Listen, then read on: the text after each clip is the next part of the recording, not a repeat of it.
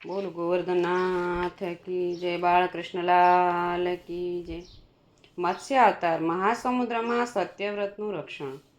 પરીક્ષિત રાજાએ પૂછ્યું કે હે ભગવાન, અદ્ભુત કર્મ કરનારા ભગવાને સૌપ્રથમ માયા વડે મત્સ્ય અવતારની લીલા કરી, તેની કથા સાંભળવાની મને ઈચ્છા છે. વળી જગતમાં નિંદ્ય અને તમોગુણી સ્વભાવનું ગણાતું માછલાનું રૂપ અસહ્ય છે. તેમ છતાં ભગવાને કયા કર્મોના બંધન થકી તેમને કોના કલ્યાણ અર્થે એ રૂપ લીધેલું, તેની કથા મને કહો. કારણ ભગવાનનું ચરિત્ર સર્વલોકને સુખ આપનારું છે. એટલે સુખદેવજીએ મત્સ્ય રૂપે શ્રી વિષ્ણુ ભગવાનનું ચરિત્ર કહેવા માંડ્યું. તેઓ બોલ્યા કે પરમાત્મા સત્પુરુષો અને ધર્મના રક્ષણ માટે જગતમાં જુદા જુદા સ્વરૂપો ધારણ કરે છે. જ્યારે નૈમિતિક પ્રલય થયો હતો ત્યારે પૃથ્વી વગેરે બધું સમુદ્રમાં ડૂબી ગયું હતું અને બ્રહ્મદેવની રાત્રિ થવાથી તે સૂઈ ગયા હતા. એટલે તે સમયે હયગ્રીવ નામના બળવાન અસુરે બ્રહ્માના મુખમાંથી નીકળેલા વેદો લઈ લીધા. શ્રીહરિએ તે જાણ્યું એટલે માછલાનું રૂપ લઈ તે દૈત્યનો નાશ કર્યો અને વેદો પાછા લઈ આવ્યા. આ વાત નૈમિતિક પ્રલયના સમયની છે. તે વખતે સત્યવ્રત નામે એક મહાન રાજર્ષિ નારાયણ પરાયણ થઈ કેવળ જળનો આહાર કરી તપશ્ચર્યા કરતો હતો. એ રાજા આ મહાકલ્પમાં સૂર્યના પુત્ર શ્રાદ્ધદેવના નામથી પ્રખ્યાત હતો અને શ્રીહરિએ તેને મનુ બનાવ્યો.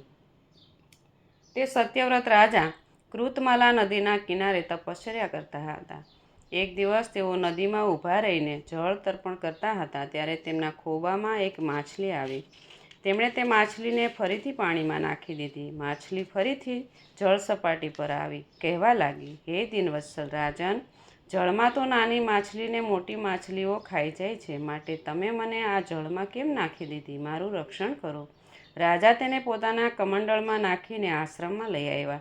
તે માછલી એક જ રાત્રિમાં એટલી બધી વધી ગઈ કે તેને કમંડળ સાંકડું પડવા લાગ્યું. એટલે તે બોલી કે હે રાજન, મને અહીં બહુ સંકડાશ પડે છે, માટે મારા માટે મોટા સ્થાનની વ્યવસ્થા કરો. રાજાએ તેને મોટા ઘડામાં મૂકી. ત્યાં 2 ઘડીમાં તે 3 હાથ વધી ગઈ અને કહેવા લાગી કે આ સ્થાન મને ટૂંકું પડે છે.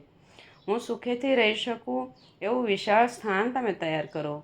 રાજાએ તેને સરોવરમાં મૂકી. ત્યાં પણ તે સરોવર જેટલી મોટી થઈ ગઈ. એટલે માછલી બોલી કે હે રાજન, મને કદી ખૂટે નહીં તેવા અખૂટ જળમાં મૂકો. રાજા તેને સમુદ્રમાં મૂકવા ગયા કે તેણે વિશાળ સ્વરૂપ ધારણ કર્યું. તેથી સત્યવ્રત રાજાને આશ્ચર્ય થયું. રાજાએ વિશાળ સ્વરૂપ ધારણ કરેલી માછલીને પૂછ્યું કે માછલાના રૂપમાં અમને મોહ પમાડતા તમે કોણ છો? તમારું સ્વરૂપ એકાએક આટલું વિશાળ શા માટે થઈ ગયું? તમે તો સાક્ષાત અવિનાશી ભગવાન નારાયણ છો. હું તમને નમસ્કાર કરું છું. આપના સર્વ અવતારો પ્રાણીઓના કલ્યાણ માટે હોય છે, તો પણ તમારે આવું રૂપ શા માટે ધારણ કરવું પડ્યું તે જાણવાની મારી ઈચ્છા છે.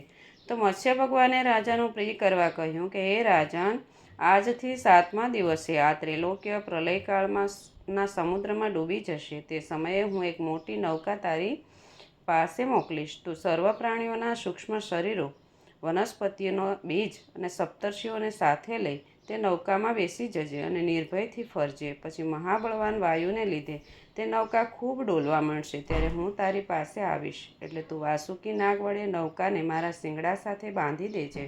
બ્રહ્માની રાત્રિ પૂરી થતાં સુધી હું તને સમુદ્રમાં ફેરવતો રહીશ. તે સમયે હું તને મારો વાસ્તવિક મહિમા કહીશ અને ઉપદેશ આપીશ, એટલે તને જ્ઞાન પ્રાપ્ત થશે. આમ કહી શ્રીહરિ અદૃશ્ય થઈ ગયા. પછી રાજર્ષિ ભગવાને જે સમય કહ્યો હતો તેની રાહ જોવા લાગ્યો. તે પૂર્વ દિશા તરફ અગ્રભાગવાળા દર્ભો પાથરી તેના ઉપર ઉત્તરમુખ મત્સ્યરૂપ ધારી શ્રીહરિના ચરણનું ધ્યાન કરતો બેઠો. 7મા દિવસે પૃથ્વી જળમય થઈ તેટલામાં જ ત્યાં મત્સ્ય નારાયણના કહ્યા પ્રમાણે એક નૌકા આવી. રાજા ઔષધિઓ તથા લતાઓને લઈ સપ્તર્ષિઓની સાથે નૌકામાં બેઠા. સપ્તર્ષિઓની સલાહથી રાજા ભગવાનનું ધ્યાન કરવા લાગ્યા કે ત્યાં જ 1,00,000 યોજન મોટો એક શિંગડાવાળો સોનાનો મહામત્સ્ય તે સમુદ્રમાં પ્રગટ થયો. સત્યવ્રત રાજાએ વાસુકી નાગરૂપી દોરડાથી નૌકાને મહામચ્છના શિંગડા સાથે બાંધી દીધી અને રાજા ભગવાનની સ્તુતિ કરવા લાગ્યા. હે ભગવાન, હું સ્વસ્વરૂપને પામવા ઈચ્છતો હોય કોઈ બીજા અજ્ઞાની મનુષ્યને નહીં, પરંતુ આપને ગુરુ તરીકે સ્વીકારું છું. કારણ આપ સર્વે લોકના મિત્ર, પ્રિય, પરમાત્મા, ગુરુ, સર્વ સિદ્ધિરૂપ અને સર્વના અંતરમાં જ રહેલા છો. છતાં વિષયોમાં રત રહેલા મનુષ્ય આપને ઓળખી શકતા નથી. કારણ તેઓ વિષય વાસનાઓને જ હૃદયમાં બાંધ્યા કરે છે. પરંતુ હું તો આપની પાસે જ જ્ઞાનની અભિલાષાએ જ આવ્યો છું, તેથી આપ મારી આશા પૂર્ણ કરો. શ્રી સુખદેવજી બોલ્યા કે રાજા સત્યવ્રતની સ્તુતિ સાંભળીને ભગવાન શ્રી હરિએ મત્સ્ય સ્વરૂપમાં જ સમુદ્ર વિહાર દરમિયાન તેમને આત્મજ્ઞાનનો ઉપદેશ આપ્યો હતો. તેમજ સાંખ્યયોગ તથા કર્મકાંડોને જેમાં સમાવેશ હતો એવી દિવ્ય પુરાણ સંહિતા એટલે કે મત્સ્ય પુરાણ તથા સંપૂર્ણ આત્મરહસ્ય રાજર્ષિ સત્યવ્રતને કહ્યું હતું. રાજાએ પણ નૌકામાં બેઠા બેઠા તે ભાવપૂર્વક આત્મસાત કરેલું. ત્યારબાદ તે રાજા ભગવાન શ્રી હરિની કૃપા થકી આ કલ્પમાં વૈવસ્વત નામનો મનુ થયો છે. આ મહિમાવાળી કથા સત્યવ્રત રાજા તથા મત્સ્યરૂપ ભગવાન શ્રી હરિના સંવાદ રૂપે છે. તે સાંભળીને મનુષ્ય પાપથી છૂટે છે. જે મનુષ્ય શ્રી હરિના મત્સ્ય અવતારનું નિત્ય કીર્તન કરે છે તેના સંકલ્પો સિદ્ધ થાય છે અને તે પરમ ગતિ પામે છે. બ્રહ્માની રાત્રિ પૂરી થતાં ભગવાને તેમને વેદો પાછા લાવી આપ્યા. સત્યવ્રત રાજાને તથા સપ્તર્ષિઓને બ્રહ્મજ્ઞાનનો જેમણે ઉપદેશ કર્યો હતો તે માયા વડે મત્સ્યરૂપ ધારણ કરનારા ભગવાનને હું પ્રણામ કરું છું. બોલ ગોવર્ધનનાથ કી જય, બાળકૃષ્ણલાલ કી જય.